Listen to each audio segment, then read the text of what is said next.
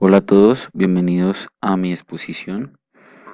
Esta exposición es de la especialización en gestión en TIC de la Universidad Manuela Beltrán, de la materia gerencia de proyectos, y hace referencia al caso, a la actividad del estudio de caso cuando mucha estructuración no garantiza el éxito. Es la lectura de un caso de un grupo llamado Frank Q. Y luego de analizar y estudiar el caso, voy a dar respuesta a las preguntas propuestas. La primera pregunta dice, identifica a todos los intervinientes y los roles que adoptan en el proyecto, así como los puntos de conexión con el proyecto, planes de comunicación, etcétera. La respuesta es no.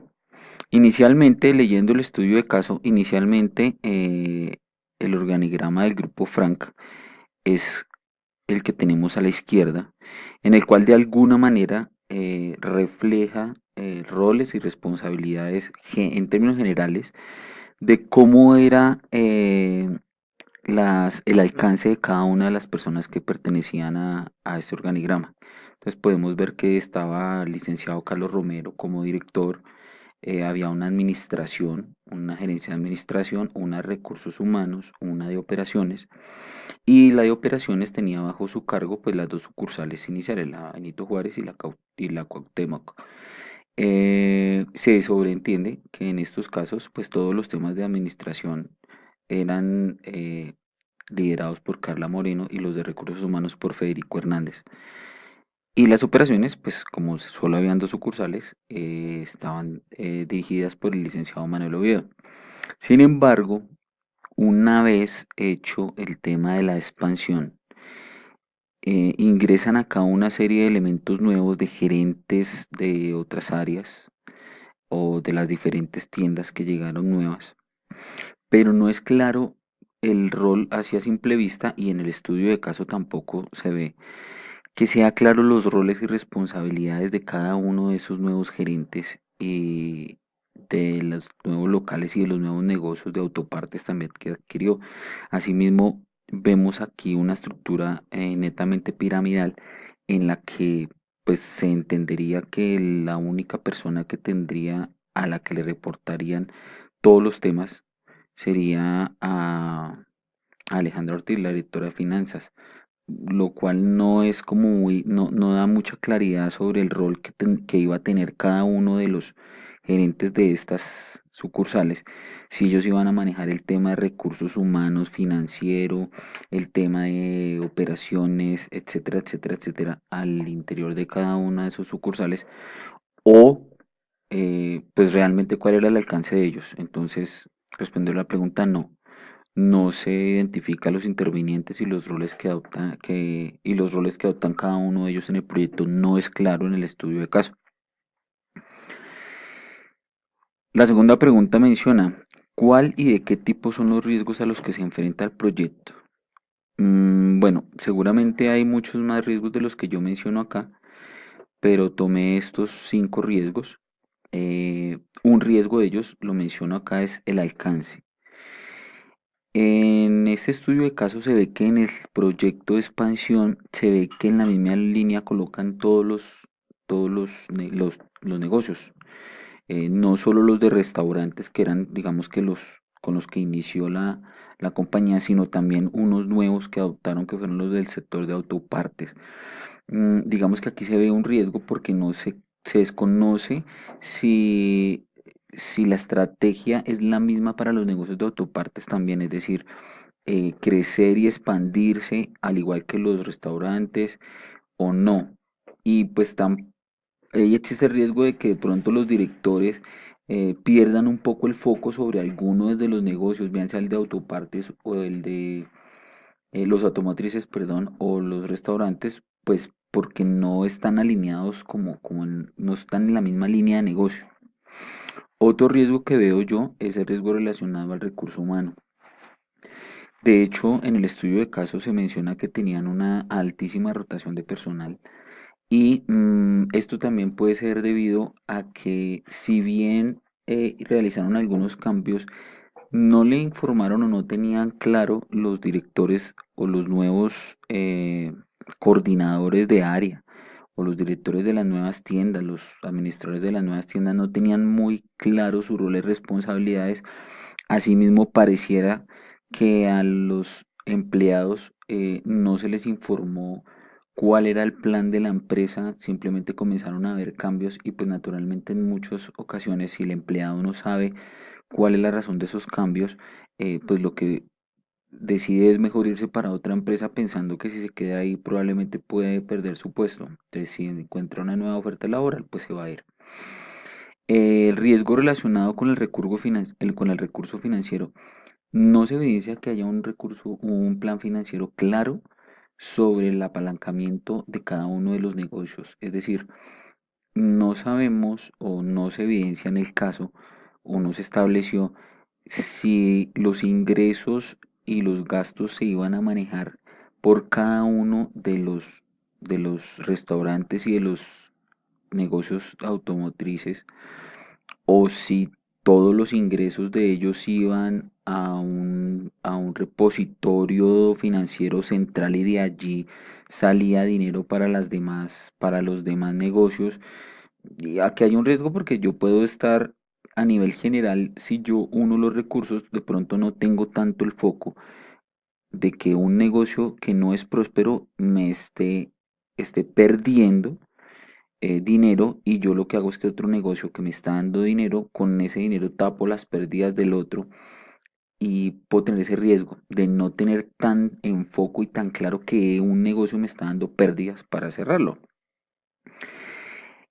Cuarto riesgo que menciono acá es el riesgo de planificación. Mm, y esto va más enfocado con el tema de los proveedores. Vimos en el caso de estudio que se presentaron varios inconvenientes con los proveedores. Los proveedores no tenían claro quién los iba a atender, cómo los iban a atender. Lo mismo los gerentes no lo tenían claro.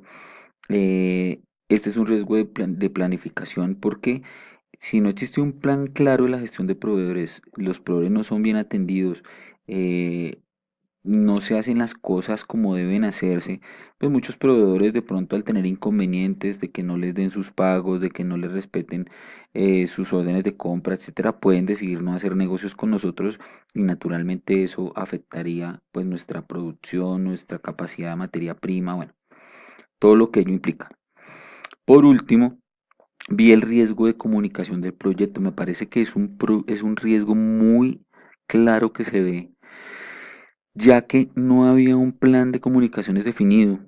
Los empleados o los directores, tanto los nuevos como las personas que estaban, al no haber un plan de comunicaciones, puede que no recibieran la información que necesitaban para llevar a cabo sus actividades.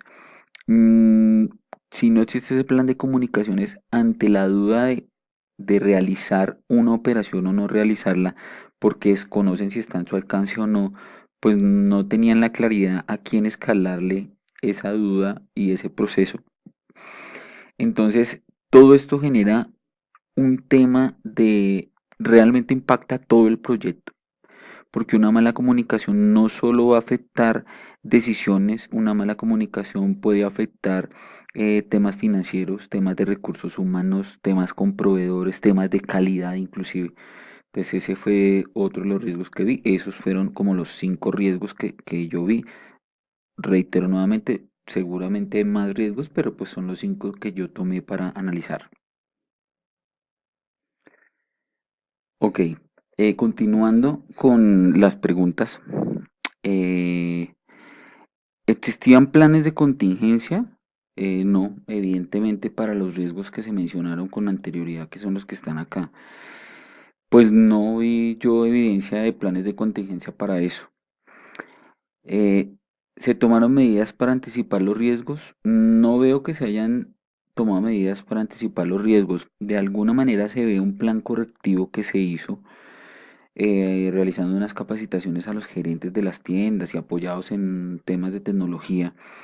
eh, para mejorar la comunicación y aclarar como roles y responsabilidades entre ellos, pero esto se dio después de que el problema ya se presentaba, ¿sí? Entonces, como lo menciono acá, realmente no creo que sea anticipado el riesgo, o sea, no fue una medida para anticipar los riesgos, si bien fue una medida para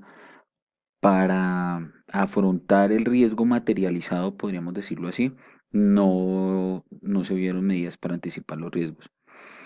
El análisis y valoración de los costes identificados. ¿Existía una estrategia de financiación definida? No.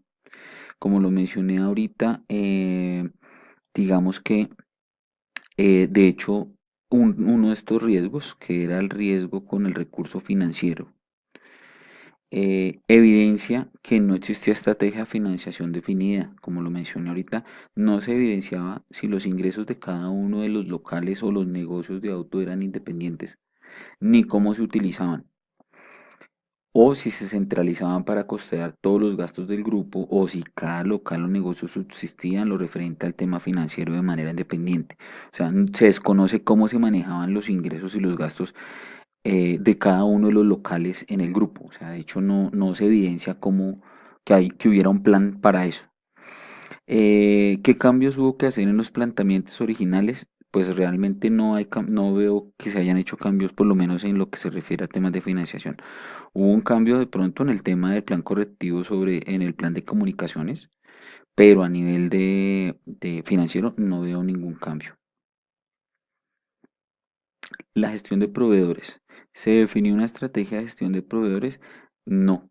Nuevamente, aquí uno de los riesgos, el riesgo relacionado de planificación, ¿sí? Donde mencionaba yo que podríamos tener problemas con algunos de los proveedores. La respuesta no se evidencia una estrategia de gestión de proveedores. De hecho, no estaba claro de quién era la responsabilidad de esta gestión, ni al interior de la empresa ni para los proveedores. O sea, las personas que estaban en la empresa no sabían quién era el responsable de los proveedores y hasta dónde debían ir con esa responsabilidad, y a su misma de los proveedores tampoco sabían ahora quién era el responsable de atenderlos a ellos.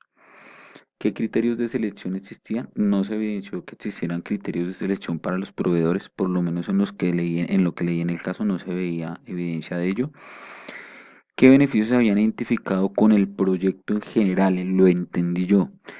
Que la nueva estructura de los restaurantes tenía una muy buena aceptación. Recordando el caso, una de las tiendas sufrió un desastre, y al mejorarla, digamos que la nueva estructura, la nueva organización de la tienda tuvo una muy buena aceptación, y recordemos que mencionaron que las ventas, los ingresos habían aumentado un 40%.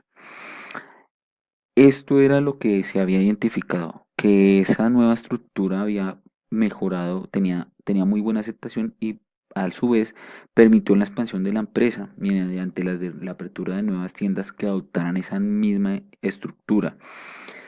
Naturalmente, al incrementar el área de dirección y coordinación, dado que las tiendas se habían expandido, se podría manejar adecuadamente la expansión. O sea, como se expande la cantidad de tiendas, se aumentan los ingresos, pues es necesario que haya más fuerza laboral, no solo a nivel operativo, sino a nivel de dirección y coordinación para nuevas estrategias. Esto era lo que entiendo yo que se había identificado los beneficios. ¿Y cómo esperaba que se impactara el negocio? Pues esperaban que la nueva estructura administrara eficientemente cada uno de los negocios y se continuara con la expansión. De pronto no es muy claro cuál era la idea con los negocios automotrices.